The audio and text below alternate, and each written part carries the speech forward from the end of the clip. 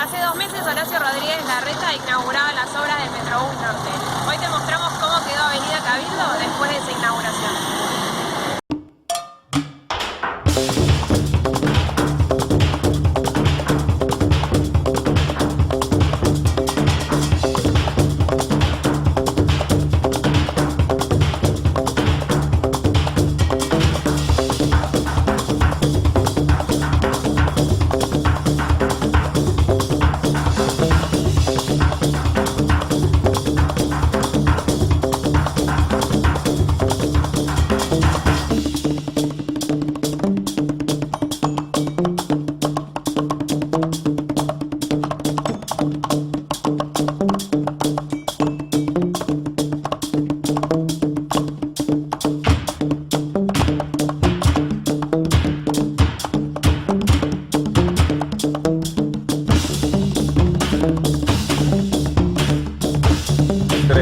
Así quedó Avenida Cabildo después de la inoperancia y el engaño del gobierno de cambio.